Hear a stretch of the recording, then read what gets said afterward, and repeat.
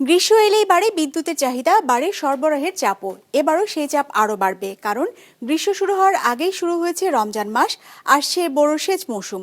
ফলে আবাসিক ব্যবহার থেকে শুরু করে শিল্প, উৎপাদন ও কৃষি সব খাতেই একযোগে বাড়ছে বিদ্যুতের চাহিদা। এমন বাস্তবতায় আসন্ন গ্রীষ্মে বিদ্যুৎ ব্যবস্থাপনায় কতটা প্রস্তুত সরকার, সে চিত্রই তুলে ধরছেন রঞ্জিবুল মিজান।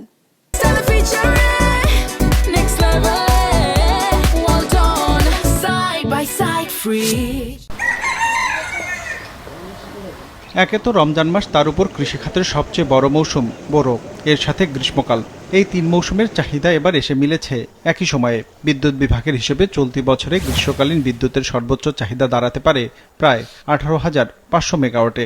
রমজান মাসে বাড়তি আবাসিক ব্যবহার আর এই সময়ের বড় সেচ মৌসুম শুরু হওয়ায় সরবরাহের সামান্য ঘাটতিও তৈরি করতে পারে বড় ধরনের চাপ। এই বাস্তবতা মাথায় রেখে আগাম প্রস্তুতিতে জোর দিচ্ছে বিদ্যুৎ বিভাগ।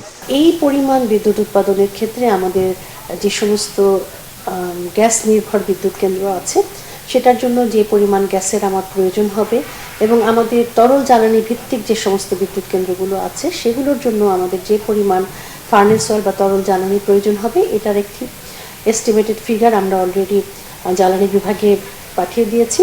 যদি আমরা আমাদের এই সরবরাহটা অব্যাহত থাকে এবং আমাদের চাহিদা মতো আমরা যদি জ্বালানি পাই, তাহলে আমরা বিশ্বাস করি এবং আগামী রমজান মাসে এবং সামনের যে সামার, এটা আমাদের খুব সুন্দরভাবে আমরা বিদ্যুৎ সরবরাহ পরিস্থিতি স্বাভাবিক রাখতে পারব। বিদ্যুৎ ব্যবস্থাপনায় সরকারের সবচেয়ে বড় অগ্রাধিকার সেচ খাত। খাদ্য উৎপাদন নির্বিঘ্ন রাখতে চলতি সেচ মৌসুমে সারা দেশের প্রায় 470,000 সেচ কেন্দ্রে নিরবচ্ছিন্ন বিদ্যুৎ সরবরাহের পরিকল্পনাও নেওয়া হয়েছে। এর মধ্যে 4,55,000 সংযোগই পল্লী বিদ্যুতায়ন বোর্ডের আওতাধীন। সংযোগের অপেক্ষায় আছে আরও প্রায় 7,000 আবেদন। সেচের জন্য আমাদের সর্বোচ্চ ডিমান্ড হয় হলো সেচের জন্য 2200 থেকে 2400 মেগাওয়াট। তো সুতরাং আমার ওই দিন নেটওয়ার্কের মধ্যে আমরা একদম স্বাচ্ছন্দ্যে আমরা এটা মোকাবেলা করতে পারি। কোনো প্রবলেম, আমার নেটওয়ার্কগত কোনো সমস্যা আমার নেই। আমরা জেনারেশনটা যদি ঠিক থাকে, তাহলে আশা করি আমাদের এই সেচ, রমজান এবং আসন্ন নির্বাচন আমরা ভালোভাবে মোকাবেলা করতে পারব।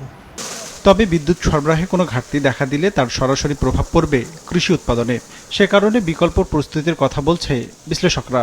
লোডশেডিংটা যাতে কৃষি প্রধান এলাকাতে কম হয়, সেদিকে আমাদেরকে নজর রাখতে হবে এবং এই যে কাজটা কৃষি মন্ত্রণালয়কে মনিটর করতে হবে যে তাদের যে জোনগুলো আছে, বড় জোনগুলো, সেখানে সাপ্লাইটা ঠিক আছে কিনা বিদ্যুৎ এবং ডিজেলের।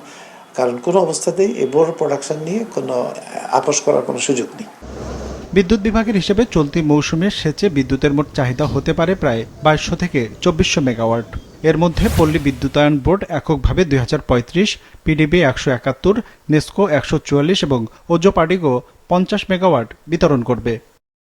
রঞ্জিবুল মিজান, বিজনেস রিপোর্ট, মাছরাঙা টেলিভিশন।